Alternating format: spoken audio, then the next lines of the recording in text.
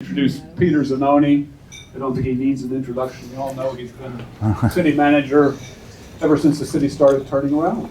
Well, I like that. That's good. So I think we owe a bit of thanks to Peter for coming welcome. tonight, and I hope you all enjoy it. When you're thinking of questions to ask him, next month we're having Drew Molly, who works for him. He's the city water manager. So sort of keep your water questions for next month. Yeah. Worry about garbage pickup and things like that. Yeah. So Peter? Great. Yeah. Thank you so much, Jim. I'm going to use this microphone. Will this help if I use this? Can you? Okay. Good. Okay. I don't have the loudest voice, as my wife often tells me. So. Anyway, I'm glad to be here. So I think today, I got to confirm it, but it's my 6-year anniversary. Yeah. We got to confirm it tomorrow, but 5/20, right? Yeah. So today, my assistant that helps me, with calls and schedule, left me some nice treats from Bien Mertin. Is that how you say it? Mertin. Marit. And she said, "Congratulations on 6 years." So.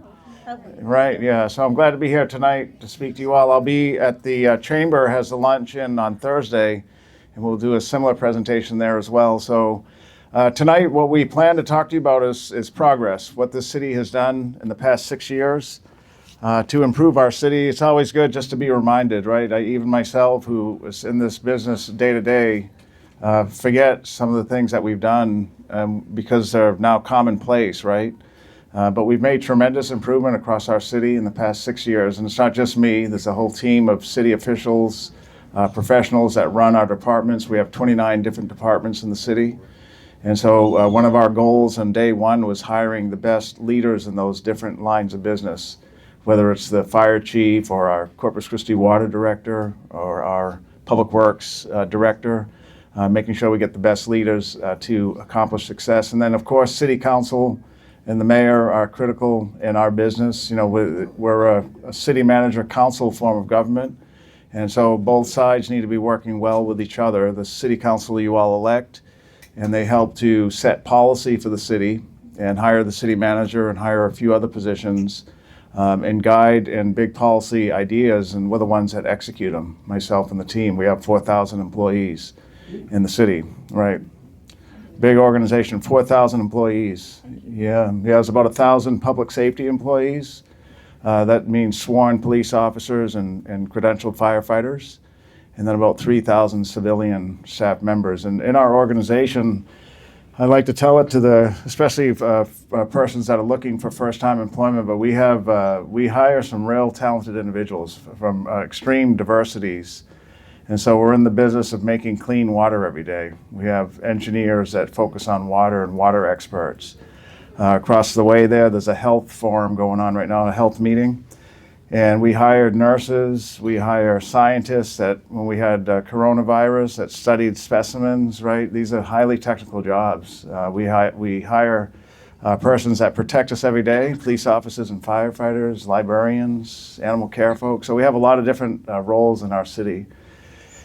And what I want to talk to you tonight, though, is some of the progress that we've seen. We have 7 areas we're going to highlight, including, and Drew will talk to you more about this next month, but I think the top topic in our community today is water, right? Anybody been watering the lawn in the room? I was hoping that was the answer, but one of our council members, though, said, "Hey, look, it's pretty basic here in Corpus. We want a good quality of life." I can't remember exactly what he said, but something like, we want to make sure we have a good job, good quality of life, and we want to be able to water our lawns, right? But we're going to talk to you a little about water, public safety, just remind us what we've done in public safety and police and fire. Infrastructure improvements. 6 years ago, streets was number one for me to take care of. That was a mandate from the community, passed on to the community when I was engaging the community to get ready for my interview. And it was the most important topic of the city council when they hired me. They said, we got to get these streets turned around. Sound financial management. I suspect there's a lot of business leaders in our room today, and you can't run a business unless you're strong financially, have strong financial management practice, just to highlight a little of that for you. Economic development is something we need to continue to focus on in our community, right? We want jobs, whether it's industrial jobs or visitor type jobs or professional services jobs. We need more jobs to grow. We're competing with many cities across the country, And cities that attract and keep families are ones that have desirable things for them to do and stay, right? And so we want to compete, and so economic development, creating jobs is something important for the viability of our city. And then protecting natural resources and improving our quality of life. These are 7 areas that we focus on over the past couple of years. So let's start with water real quick. And one key thing to recognize, and we're still trying to get good information out there for the community, but this city right now is in the process of developing the first ever in the country municipally owned and municipally operated seawater desalinization plant. It's almost 10% designed. It will be, if the council approves the construction contract this fall, in the inner harbor, in our ship channel, right off New Aces Bay Boulevard. And it will produce 30 million gallons of fresh water every day. You guys excited about that? And have you all heard about it, or right? Right, so that will be, this is important to the city, as Drew will tell you, because 1, it's another source of water. We need more sources. And 2, it gives us another treatment plant. Right now, we only have 1 water treatment plant that's up in Owen Stevens in the Cal Allen area. And that is high risk. If something happens to that plant, either unforeseen or maybe it could be an intentional attack on that plant, we will have no water, not only for Corpus Christi, but for a 7-county region. We are a regional water provider. So the Inner Harbor desalinization plant gives us 2 things: 30 million more gallons of water a day, and that's about a third of what we do today. We have about 100 million each day. And then secondly, we'll get a second water treatment plant. The state's behind the project. They're providing us low interest loans that will save us $130 million over the 30-year life of the loans. The governor's behind the project, the Texas Water Development Board, TCEQ, the federal government has authorized permits that we need, and the project's 10% design. So it's moving forward, more to come on that. Now you all know the Mary Roads Pipeline? Yes. Mary Roads Pipeline. In the last 9 months, we've increased production for the first time ever in that pipeline by 84%. So right now, 75% or 75 million gallons, it's coincidentally the same number, of all of our water every day is coming through that Mary Roads Pipeline from 2 eastern sources, from Lake Texana and the lower Colorado River. So fortunate for us that we had visionaries back then that helped to fund and put that pipeline in. Right now, though, for many years, it was only running at about half the amount of water we can put in there. By making some major upgrades and studying it first to make sure it could do it, we have it pretty much at its full delivery capacity at about 75 million gallons a day. So that just didn't happen. It took us about 9 months of strategy, investing about $12 million in additional electrical equipment and so on to make sure it was working. Now, a water treatment plant, over the past 6 years, we're investing in it, the one that we have up in Owen Stevens. I think it's like $500 million over a 5-year period. And that will allow us to produce more water out of the plant. So even if we had more water, the plant can only produce so much. So by investing more dollars in it, we can produce up to 140 million gallons a day. That's something that's coming from there as we look at more sources.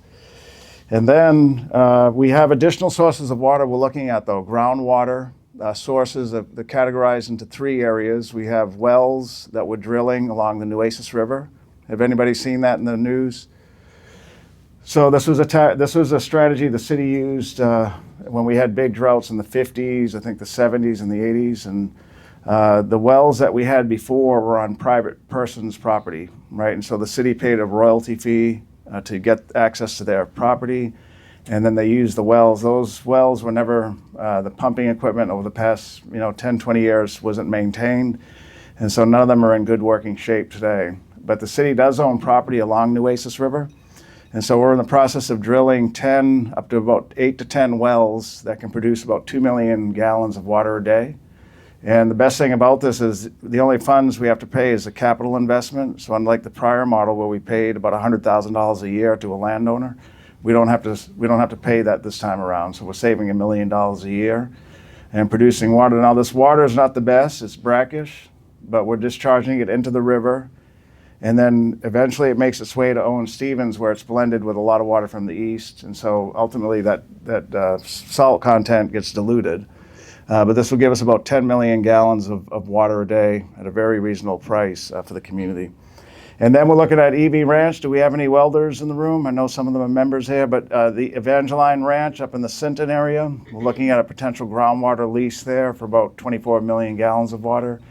And then similarly, a project in kind of southwest Texas, another groundwater project there that could produce about 20 to 30 million gallons. Those two projects will be expensive. It's probably comparable to what the desal project is, but it provides us more diversity in our water, so we're looking at that as well. And then there's two other ones, the effluent reuse. So we do have 6 wastewater treatment plants, and we discharge about 30 million gallons of generally fresh water into our bays, estuaries, and ultimately the Gulf of Mexico. So many cities are looking at how can you recapture that water and use it, and so we're looking at that as well. And then finally, ground storage and recovery is something we're looking at, where if you have a lot of water at some point, instead of putting it in a lake where it can evaporate, you put it below ground, and then you extract it when you need it. And so that's something that San Antonio does, and in other cities. It's another strategy that we're looking at. So the story on water is we're making big progress. The biggest progress will be in this desalinization plant, which will be complete in about 3 years from now if council approves the contract later this fall for the construction. The Nueces River wells, those are coming online in the next couple of weeks to months, depending on the permit. And then the 2 groundwater sources that'll give us some more relief could take time, depending on ultimate contract agreements with the property owners. Okay, so water's coming. And it's going to rain here sometime, right? I mean, Jim was telling me they had a drought in the 80s, and you had very little, a month's worth of water left, and we finally got rain. So that's what we need, Jim. Okay, a few other things. So in our water lines, we're investing money to make sure our water lines can convey this water to our homes. And when I started here 6 years ago, we weren't even investing $1 million a year in water line replacement. And we have a lot of water lines running through our older neighborhoods across our entire city. We had a consultant tell us, you guys really should be spending about 35 million a year. And so we did that. We put it in the budget. We strategized on how to go about doing it. We put it into the rates to make sure it was affordable still. And so today we're investing over 30 million a year in water line replacement. It's something we didn't do. We weren't doing that. We also are investing in our wastewater treatment plants. No kidding, 6 years ago when I started, they were just about all of them on the brink of collapse. There was one where the team took me to one of the wastewater treatment plants, I think it was the Oso one, and they were afraid that the last train that was operable was questionable if it'd make it to tomorrow. And so we did an emergency action and got a project that was on the books activated. But all of our 6 wastewater treatment plants have tremendous investment. Some projects are 100 million per project. And we have to do that. The unfortunate part in this city, and people sometimes don't like me saying this because it sounds like I'm disparaging our predecessors, but we suffer from decades of neglect in our infrastructure. And it is what it is. So we're trying to reverse that by investing, catching up, and then once you get caught up, it's minor maintenance at that point. But for whatever reason, things got into a real bad situation, and they were no longer operable in some cases. So we're doing major investment to get our systems up and running, and then we have good maintenance programs and minor investments each year. Then we don't have to exhaust as much money as we're doing now. And our ground, we do have a picture there, and you can see it, but we have 3 new elevated storage tanks that we put into place, and those will help us with pressure across our city. You may notice the one on Morgan. Anybody live around the Morgan area? There's a kind of a yellow one there it's being assembled now, taken apart. I think that thing was built in 1930, Jim. I'm not sure if that's correct, but we're decommissioning it finally. Okay, so let's talk about public safety. Anybody have a police officer, son or daughter, husband? None, okay, it's all right. So our police department, protects us around the clock. We have some of the best police officers in the state. And a lot of these initial police officers are young kids. I mean, they're 19, 18, well, maybe not 18, but 19, 20. And I'll tell you, they have no fear in their face when you see them. I see them in the morning sometimes when I'm at the police department, and at any minute their life could be taken from them, but they're so excited to protect us. It's tremendous. So we have a great relationship because of you all and because of the police department, where the police respect the community respects and loves the police officer, and that keeps us safe. That's good, but we needed more police officers to keep up with the population. So over the past 6 years, we've added 55 officers. That's tremendous. We had a plan to do 25, so we more than doubled it. There was a 5-year plan to do 25 in 5 years. We doubled that and added 55. And today we have 501 police officers that protect us. And that's good, but we needed to make sure they had equipment. And so we've done a lot of investment in things like a brand new radio system. They got all brand new guns recently. Almost all of them have a body camera to make sure they're accountable. They have brand new vehicles. We did a big buy of like 60 vehicles in this last budget to just get caught up. And that's tough to do because in cities, we don't go to the auto dealership. We have to buy them from the manufacturer.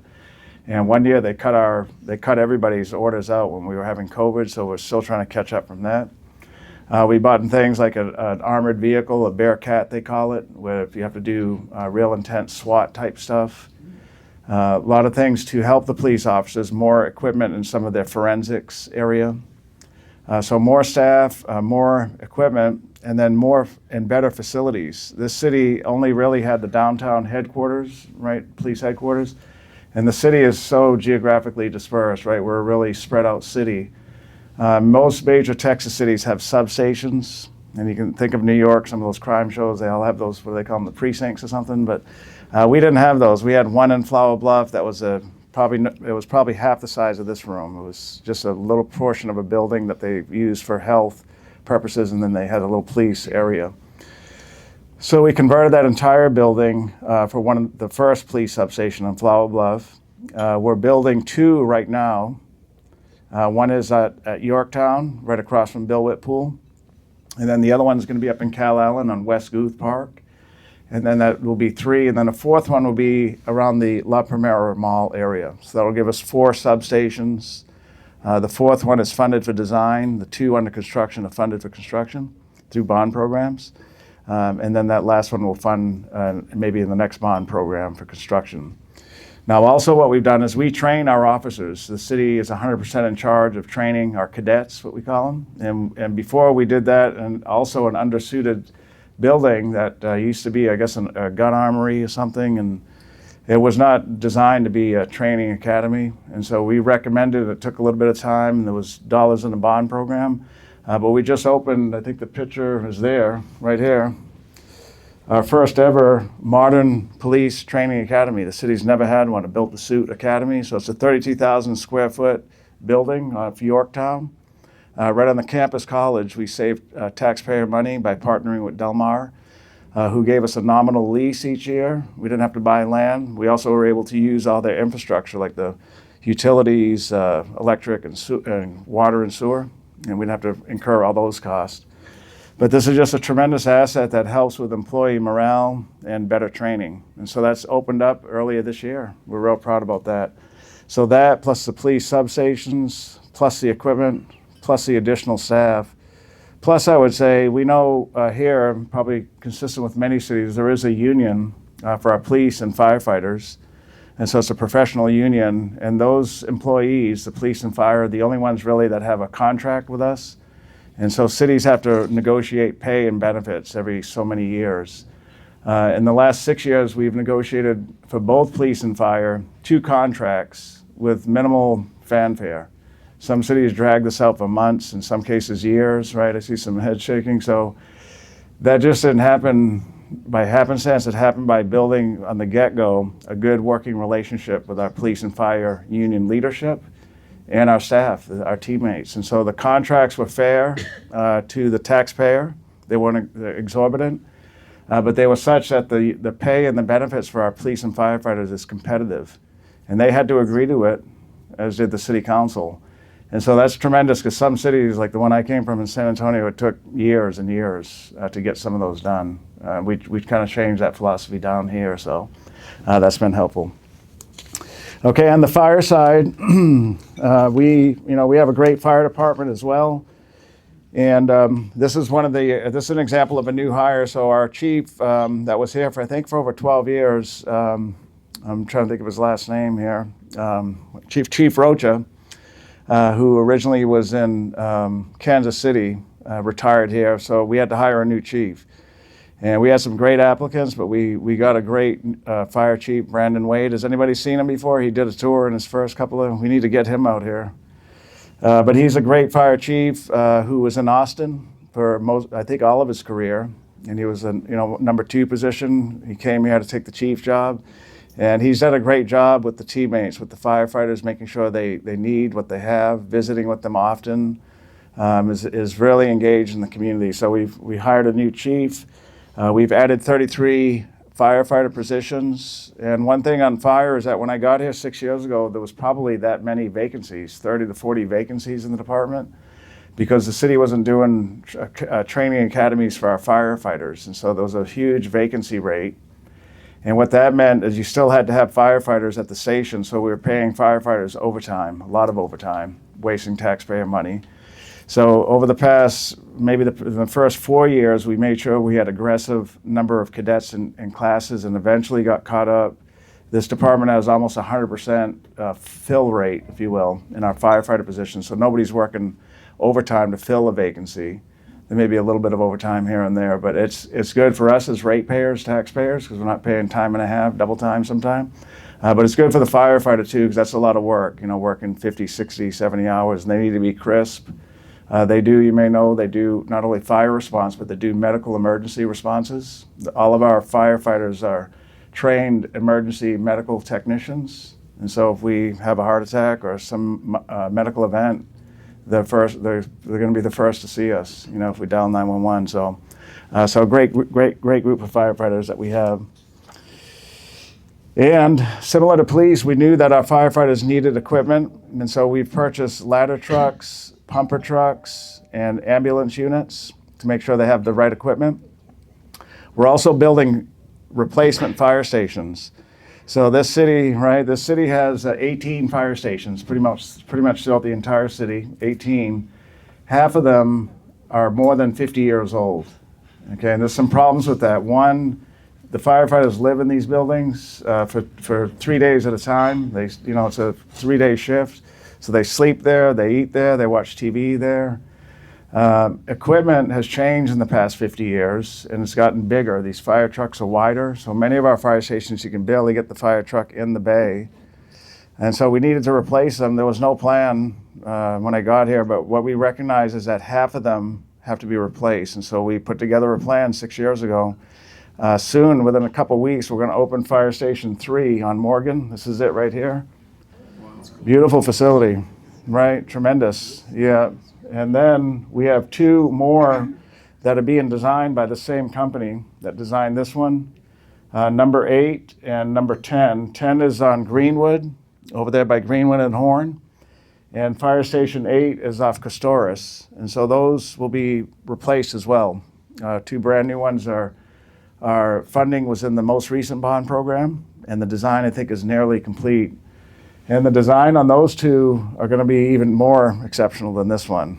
But we'll show you those maybe on our next meeting here. So we got 3, one being open soon, 2 more are going to be built, and then we have 2 more in the most recent bond program that are funded for design. And then over the remaining years, we're going to do the others. And so that's a commitment that we've made to the community and to the firefighters. And just to repeat it again, our firefighters do 2 things. They're first responders for medical emergencies, transport to the hospital. And then 2, of course, they come to our homes if there's a fire or something where they need help in that situation. So we are real fortunate in this community to have some of the best public safety professionals working for us, protecting us 24 hours a day, every day of the year, no matter if it's a holiday or not. And also they're ready to come help us if we need help in our firefighters. So I'm real proud of those guys. So that's our public safety enhancements. And then let's talk about streets. We don't hear about it too much anymore, right? But we used to. Admittedly, we had some of the worst streets, and We did a lot in the first couple of years. We created our own public works department that we didn't have before. So internally, city crews could be. Let me just check the time here. Yep, I think we're going a little bit over. But internally, we could perform our own street work to save taxpayer money. We still use the private sector. But with our most recent director of public works now, he came up with a plan after he observed his teammates, and he said, if we do what we're doing, it's going to take us 60 years, 6-0, to fix all of our neighborhood streets. And so he recommended what we call the rapid paving program, which is where instead of doing full depth reclamations and digging up everything and replacing curbs and sidewalks, just let's get in there and at least have a good driving surface, right? Making sure the base is good. And so we instituted what we call the rapid paving program, and that's going to take that 60-year time frame down to 12. So all of our neighborhood streets should be fixed within 12 years if we keep the funding at the level amount that we have today. And we know some of the curbs need replacing, and maybe some of the sidewalks and other concrete work needs to get fixed, and we'll do that. We'll come back and do that. But in the meantime, at least we can drive, out of our driveways. And the community really has enjoyed it. We did a couple pilots first to see, is this going to be acceptable to the community? Where we may not have a brand new curb and one may still be a little bit out of alignment. And the pilot results said, yes, please do that. Do that all day. So we are investing more in our community and streets than we ever had. And it's not just neighborhood streets, but in arterials and collectors like Everhart. Beautiful, that thing's coming along beautifully. Staples is almost all completely rebuilt. We've done some pretty in-depth mill and overlays in some of the other areas of our town, like Airline, Alameda, heading towards the golf course. It was a good mill and overlay. We're going to be rebuilding Alameda from Airline all the way past Everhart to I think I'm drawing a blank on that road name over there, but that's coming next. That'll be one that's also going to be funded. So it's a combination of our neighborhood streets and then these arterial and collectors. And we're making tremendous improvement. We have a 5-year plan that we didn't have before. So you could have, and no offense to elected officials, but you could have a council member that said, yeah, I'm going to take care of your street, vote, get me in office, and then something happens and the street doesn't get done. That's a common thing across America. But we have a 5-year plan that says this street will get done in this year. And the only way you can change that is a vote of the council. So that's good, right? Make sure. Now, in our bond programs, you guys have probably voted a room like this, but in the past 6 years, this community has, with a lot of endorsement, approved 3 bond programs that puts additional monies in infrastructure investment. We did Bond 2020 at $75 million. Most of that was for streets. 2022 was $125 million. And on Bond 2020, I should say it's not just approving bonds, that's good, but can you get the work done? And we are. We're rapidly getting these bond programs done. It used to take the city 10 plus years to do a small bond program. We're getting them done in 4 to 6 years, 4 to 5 years. So Bond 2020 is 98% done. Bond 2022, $125 million, about 33% is under construction or completed. And Bond 2024, $175 million. That's the most recent one. And that work is underway as well. All the projects are in design, and some of them are in construction already. So tremendous work there on our bond program. Okay, so for all of our business people, all that sounds great, but if we're not financially managed well, we could be in trouble. So I would say that, my background prior to coming here, I began in the budget office of San Antonio. And I'm not an accountant, but we developed the city's budget. I did that for a decade. And eventually became budget director. I was budget director for 5 years of the 10. And I'm trying to remember that budget there. How big is their budget in San Antonio? I'm sorry? Their budget in San Antonio? $1 billion. $1 billion just in the operating, right? $1 billion. Yep. Yeah. So it was a big budget then, but just, using that knowledge that I gained there, we brought it here to make sure we were well financially managed. The city manager at the time, my mentor in San Antonio, that was her number one priority. It wasn't even customer service or police and fire. She wanted to be the best financially managed city in the country, and we became it. We had a AAA bond rating. But some of those foundational principles we bring here, which is that we need to make sure we're mindful of the revenues we have and live within our means. And so for the past 5 years, we've developed a balanced budget that's balanced and provides the critical services. Our credit rating from credit rating agencies, you can think about your own credit score, is of the high, it's in a high grade, it's a AA, but it's been upgraded 3 times since I've been here. And that's because of, one, they see the management of the city, they see investments in the community, they see how we're managing our budget and our debt. So we have 3 credit rating increases in the past 6 years, which is good. And we're engaging the community on some of our budget principles and finance principles. Like anytime we develop the budget, we go out to the community in meetings just like this and talk to them about it and see what do they think. That didn't used to happen prior to 6 years ago, and so getting that community feedback is helpful in developing a plan for what we're going to do over the next 12 months, which is the budget.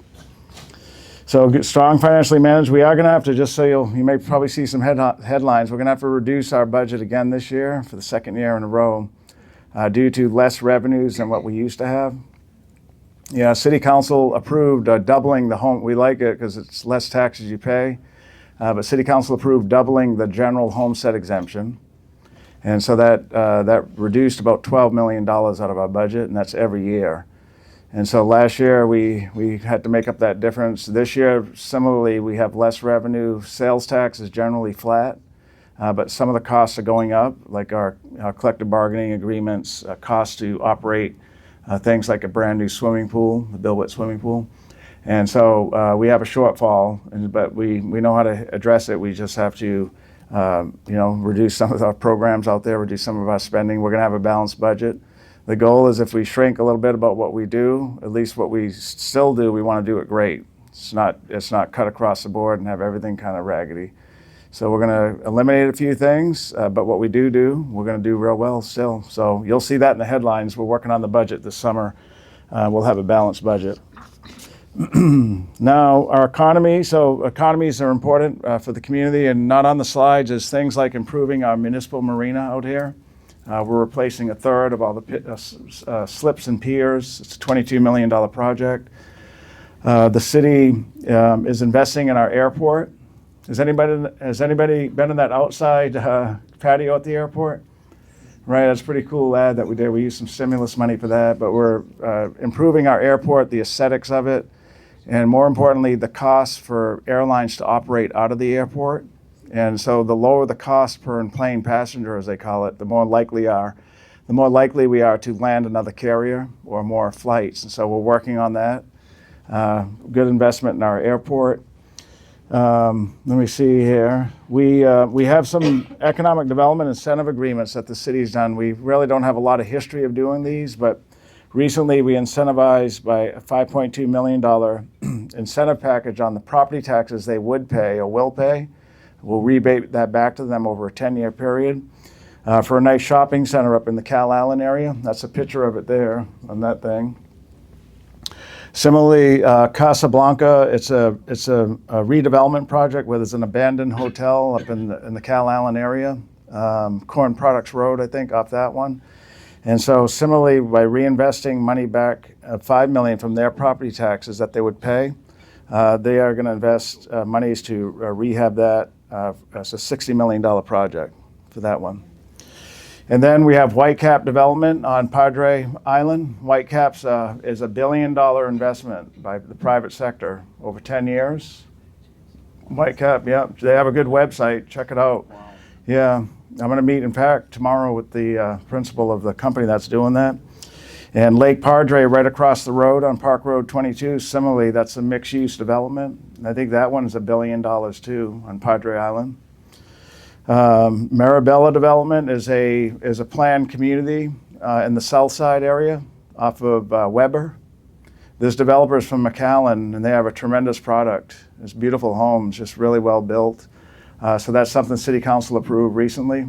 And then also the preserves at Oso Creek is a PID, Public Improvement District. It's outside the city limits. We agreed to allow the PID. It doesn't cost the taxpayers anything, but that's another big development that's out on, forgetting the name of the road out there, but it's, what is it called? Old Brownsville Road. And so that if it comes to fruition, that'll be a nice mixed-use development. So the economy is important. Another big one here is for our industrial district agreement. So our big refineries that are up 37. They don't pay 100% property tax as economic development incentive, but recently renegotiated their contracts, their pilot, as they call it, payment in lieu of taxes. And we worked we're pretty tough on them. We wanted more than the then 62.5% is what they were paying. And they agreed to pay almost 75% of the property tax bill. And that is going to increase revenues to the city of $120 million over the term of the industrial district agreement. So that's good. So big industry is helping pay a little bit more, make this place as best as it can be. And then a couple other things in there. North Beach, do we have any North Beach folks there? No? Okay, well, we're doing tremendous investment on North Beach. We have a $26 million linear park canal underway right now. We're also not in North Beach, but around the bridge. I was talking to a gentleman earlier that the bridge is a TxDOT bridge. It's not the city's project, the new harbor bridge. But the city is going to invest $27 million in parks around the bridge. It was part of a 4-party agreement. But initially, the price would have probably been about $4 or $5 million. But we really wanted some nice design features where a lot of tourists will start going. And so $27 million, it's funded, it's in the budget, will go towards those parks. So on the environment, we've done stuff even here on the environment. This city, when I started 6 years ago, we weren't sweeping any streets in our city, right? So all that sand, leaves, debris, garbage, any rain event was headed right to the bay. We didn't have a stormwater fee that most cities already had in Texas. So with a stormwater fee, which is a minor payment each month, we're able to use those funds to do many things to improve our natural drainage systems that we have in our neighborhoods or the underground ones that we clean out. But a big plus on that is sweeping our streets. It seems small, and we may see sweepers, and you may think that it was always like that, but it wasn't. We didn't do any sweeping. So our neighborhoods is 4 times a year is a goal for that, and I think we're almost there. And our arterial and collectors, those bigger streets, I believe it's 1 time a month. It says once up there, but I think it's 1 time a month is what we'll get to with this upcoming budget. So our entire city is being swept at least monthly, and then neighborhoods 4 times a year, and it makes a big difference. There's tons and tons. We have the weight, of it, and it's a lot of material that we sweep up off those streets. Ocean Drive is swept every day, I think. It's every day. It's at least twice a week. Yeah, I think it's maybe every day. I think it's every day, yeah. So we did that on purpose. We said, let's do that one every day. And if you miss a day, you already see stuff there. So that's tremendous. Lavoya Creek is an improvement project we're working on. And Oso Creek, we got some federal grants there, about $5 million to make sure water's conveying good through there to minimize flooding. Okay, we're almost to the end. Quality of life is one of my favorite. I have 3 kids, and they're getting grown now, but going to parks when they were younger was important. And we have some tremendous park assets, but not a lot of investment in them. And so we've invested in the past 6 years at Bill Witt, the Bill Witt Park, a $12 million aquatic center is going to open this weekend. It's beautiful. I don't know if you've driven by there. That'll be the first pool that the city's built in 50 years. A little late, right? But but it's beautiful, and we know we're in drought restrictions. We're getting a little bit of negative feedback saying, "How could you guys be opening this when we can't water our lawns?" And but we had to put water in it. We built it, and we weren't in this extreme drought. And then to make sure we don't lose the plaster, you have to fill it with water. But more importantly, we need to make sure all the equipment's running. So we don't lose warranties, and we don't want the contractor to leave, and then we tell him, oops, the pump doesn't work. And he's going to be like, so it's open. That'll open. We've done investments in Weth Goose Park. There's a nice skate park there. Labonte Park. There was that used to be a water treatment plant that was there. That we tore that down, and we're going to combine those 2 pieces of property that we own. There'll be a nice big regional park up there. Cole Park, the pier, that was one of our first big out of the chute projects. When I pulled up to interview here, there was a big piece of plywood on the old pier. And I'm like, oh my God. And then the next time I came down, they painted it at least. Looked better. But we had a plan for that, and that pier that is a great pier. And I take, we go down there some nights after eating dinner, and it's no matter who's on there, whether it's young kids, middle-aged folks, or it's always a real peaceful environment. I've never seen anything where I think people respect it, and just there's people reading books out there as much as they are fishing or just enjoying outside. So that's a great quality of life amendment in our community. I know we have tree lovers in here, so we've planted over 700 trees in our community. That's another thing. We need more shade, more trees. So across the entire city, including at Labonte Park, we planted about 100. I don't know if next time you drive by, look at the curve of the road inside. So there's 100 trees there. And then through some of our other parks, we've planted 700 trees over the past 6 years. And we constructed 5 splash pads and 3 dog parks. So a little bit of everything for our dog lovers and our little kids. 5 splash pads. The splash pads, just so you know, for this summer, because of the drought, we're just going to open them on Friday, Saturday, Sunday, and then we'll close them. Generally, they're open pretty much the whole week, but we're going to see how that goes for now. But I'll tell you what, I love driving by Cole Park when that thing's on and the kids run to there. It's just a beautiful, great for the working family. So looking ahead, we have a couple slides here, but the most immediate thing you can see in this one slide is we're going to continue to work on water. That's priority number 1. And then I mentioned already, but we do have to work on the budget for 2026. And so I'll deliver to City Council at the end of July, on the last Tuesday, a budget proposal for the next 12 months, beginning in October 1. We're going to continue to deliver those bond program projects, so a lot more construction coming, and both in terms of roads and new buildings, replacing old ones. And then we want to continue to make sure we have good economic development here. And that means industrial development, it means tourism development, it means shops, hotels, job generators, maybe some white collar job generation as well. And so we're competing with a lot of Texas cities to keep people here, so we have to be mindful of that. So economic development's important. And then I think that's it. There was one other slide, but I did want to thank you in closing for listening tonight, for being here. JP is the one that asked me to come here, but Jim's my sponsor for tonight. So JP said, make sure Jim takes care of you, and if he doesn't, he's going to take care of Jim when he gets back, he said. But it's an honor being here tonight. I appreciate your support and appreciate you being here. This job, let me just conclude by saying it's been a lot of work, but it's a huge privilege to be in this position and serve the community. We've built a great team at the city. I live here. Our kids have gone to school here. They went to Ray High School. We still have one left in Ray, and we love this community, and we love the change that we've seen in it. And the people here, I must say, people like to ask me the question, what was the most unexpected thing, that you encountered in the six years here? And they're hoping for a negative answer, like it's this, that, that. But the most unexpected thing is that the people in this community are just so nice. I thought San Antonio folks were nice because they're Texans, but this community is real embracing, and it's people like you in this room that really make it the great community that it is. I just want to end with that note. Thank you for being a great part of our community, and thank you for letting me be here tonight.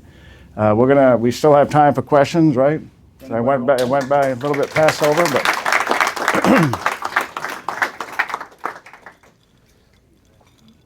You did a thorough job. I don't think Yeah. it would be too many. yes, sir. All right, so we didn't talk anything about, and I don't know if this, the trash pickup. Okay. Brush pickup, it's gone down to twice a year. Right. That Yeah. seems like it's limited. I personally was cited for keeping trash, like brush, Okay. on my own property. Yeah. Because I had no place to store it, nobody was picking it up. Okay. For me to go dump it. So I'm just curious, Yes, sir.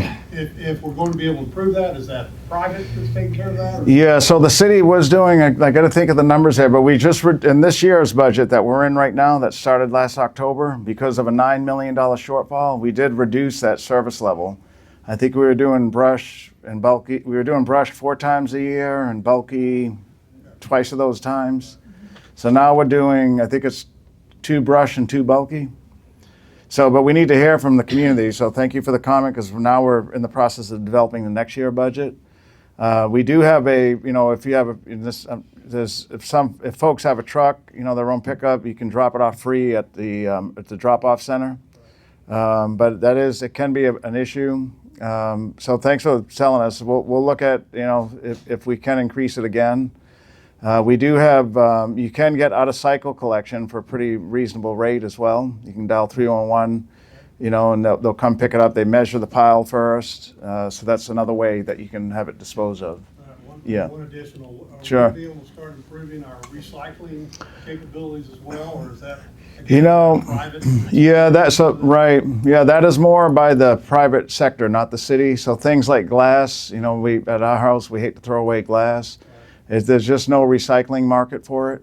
And so even in San Antonio and other big recycling communities, unfortunately, there may be a location you can drop it off at. I think at our drop-off center over here. What is the name of that one? At our drop-off center, where you can drop off your garbage free as well. You can take glass there, and we eventually crush it, and we just have a big pile of glass. But we have no use for it yet. But We can pave streets with yeah.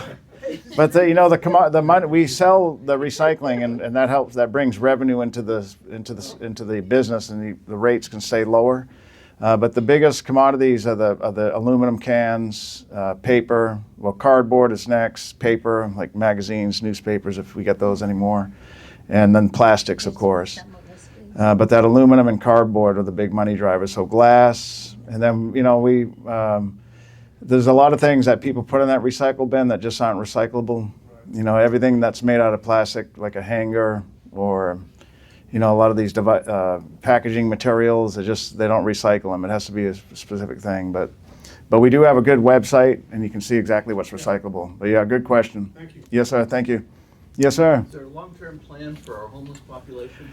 Yeah, that would be another whole meeting at the home. Yeah, Well, that's a tough one. Yeah. I think the short answer is no city has really broken the code on this. It's an issue.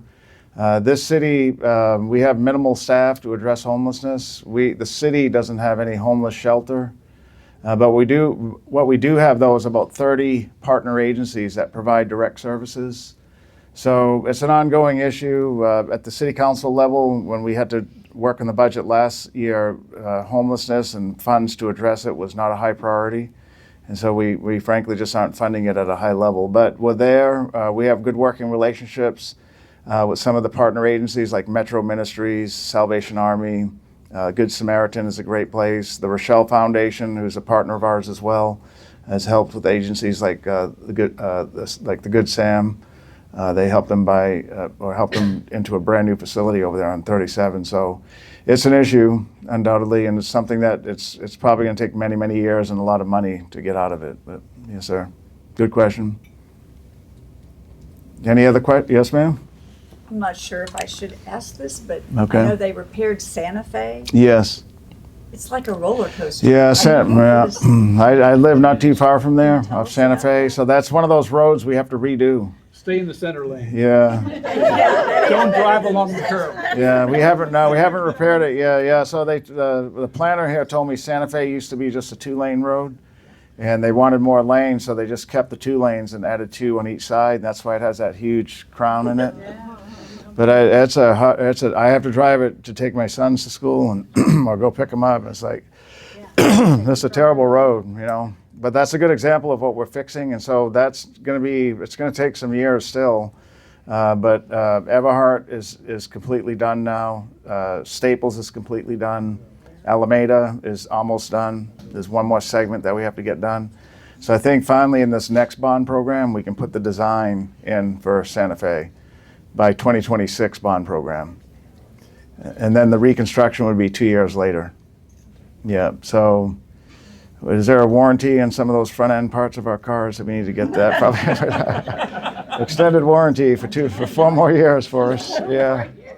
Yes, ma'am. And those feeder streets that you just talked to make people happy, what does it look like for them coming back and doing curbs? Yeah. And sidewalks. Right. So some of the immediate things are sidewalk, ADA entrance ramps. You may see that. And probably you're talking, 5 years or so before we can go back to that first neighborhood and go back in there. Now, some of the curbs and sidewalks, if they're in real bad shape, we will fix them. But the goal is to work as quick as we can, not hastily, but work as fast as we can to pave all these streets that should have been done a long time ago. But that is in the plan, and soon, probably the next couple of years, we need to start looking at budgeting money in the budget just to go back in and fix some of the curbs and add or fix some of the sidewalks. Yeah. Good question. Yeah. The 2020 bond issue that you said was 98% done. Yes. There's 2% left to do. Yes. What's left to do, and how long will it take to get? You know, that's the question I don't have the answer to. Yeah, we'll have to get you that one.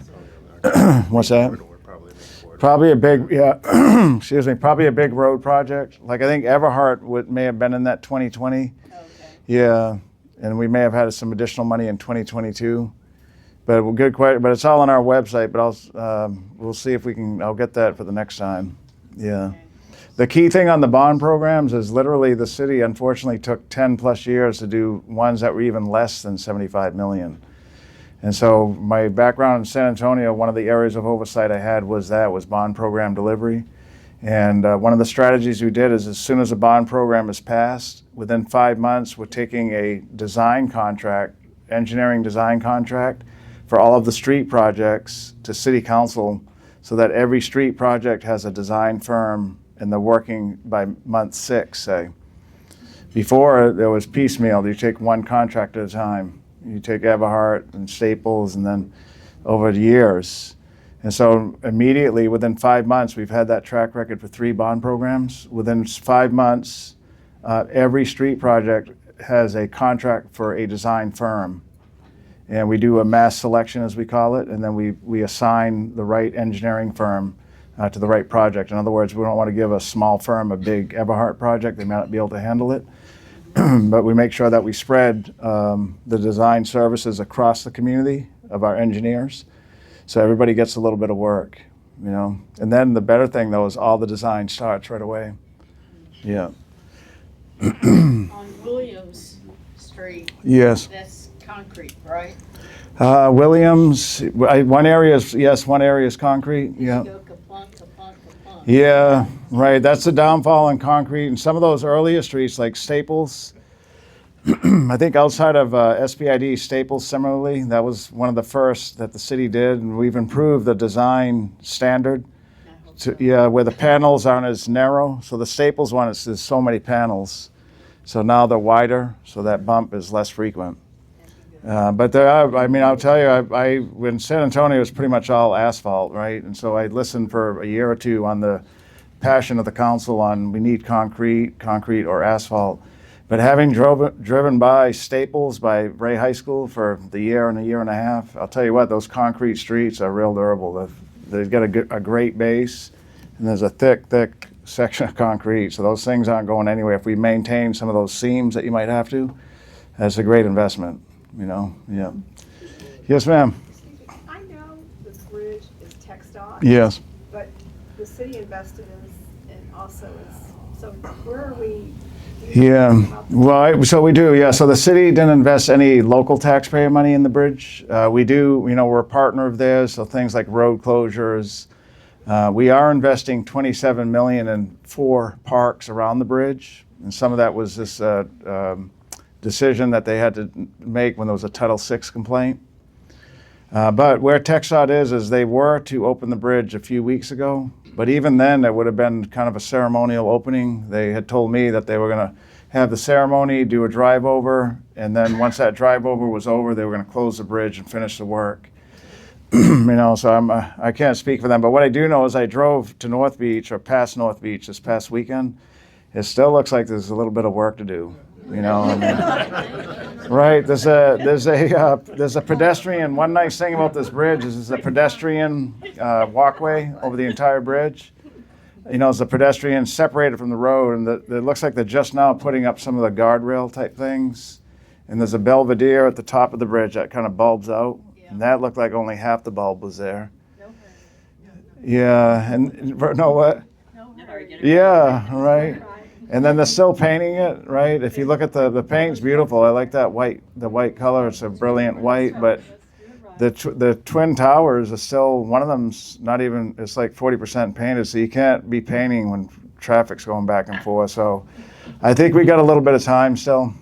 Yeah.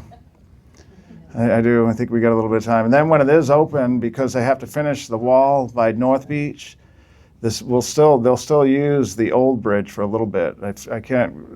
The traffic will be able to go. I think will go southbound, but not northbound. Something of those effects, right? Lynn was telling y'all. But look, there's been a lot of critics on the bridge. What I like to say is that this is 1.4 billion of other people's money, and we'll take it all day. Yeah, because it was all federal money, some state money, and so local taxpayers, we didn't have to pay anything, and that's a beautiful asset for this community. And what it does is it replaces kind of a hodgepodge system that the city built in the 50s, I guess, when they put the current Harbor Bridge, they kind of plugged it into an already existing roadway system. And that's why we've had a lot of wrong way deaths on the bridge, right? So there was already a pattern of how to get around downtown, and they plugged the bridge into it. This bridge here takes all that out and says, we're gonna think out a design of how we're gonna get to the bridge, off the bridge, downtown. So it's a tremendous asset for this community. And it's gotten some heat, but if you're in the baseball stadium, beautiful view, North Beach, beautiful view, downtown. It'll be the longest concrete cable stay bridge in North America. There's another bridge that's made out of steel, and that one's longer, but this is the longest concrete cable stay bridge in North America. Yeah. I'd rather give this man a round of applause. Yeah, thank you.